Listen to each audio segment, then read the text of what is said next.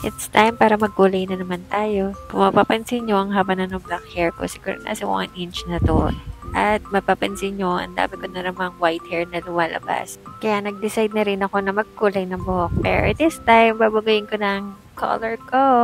Dahil lagi ko nga nakikita to sa FYP ko, sabi ko, organic, wow. So, gusto ko na rin i-try para trendy ang lola niya.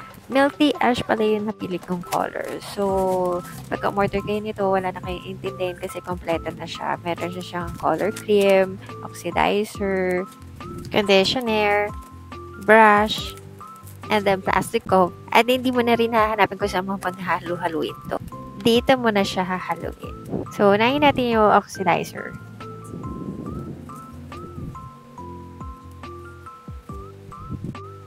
Susunod naman natin ang color cream. Medyo struggle dito sa part na to kasi nga sobrang selyado siya. For sure, hindi siya maglilik pagka dinideliver sa inyo. At ang texture niya talaga is creamy.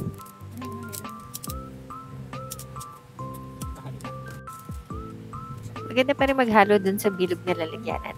Pero hindi naman siya ganun kahirap haluin.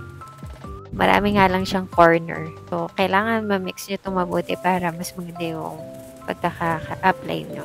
Dito sa part na to, nag-iisip na ako kung kakayanin ko ba mag-isa.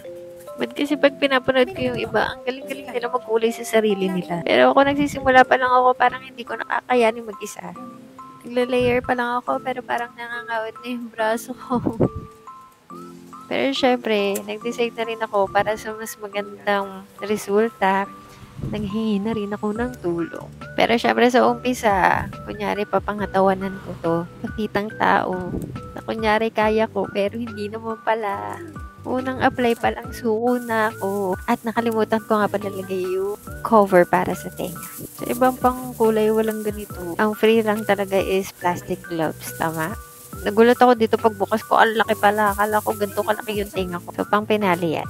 Para sa buong buhok ko after na yung magkulay.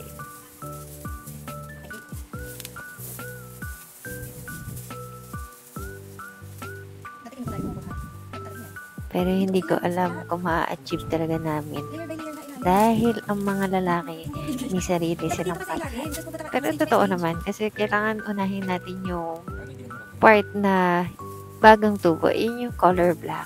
Unlike yung mga may kulay na, mas madaling kumulay sa mga part na may kulay na. Unlike yung sa black na bagong tubo.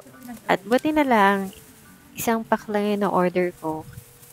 Kahit sobrang haba ng buhok ko. Pero manipis naman siya, kaya hindi ko rin siya naubos. Halos ang dami pang natira. So, finally, tapos na kami mag-apply. At after 1 hour, magbabanlaw na ako. Naalala ko pala, hindi pala pwede basa-basa bitawan. After tanggalin ko yung kulay, nagdiretso ligo na muna ako para diretso shampoo na rin. So, syempre, hindi natin problema kung medyo matigas ang buhok natin. At gagamitan lang natin yan ng serum. Parang halos same lang din dati ng kulay ko. Mas matingkad nga lang siya.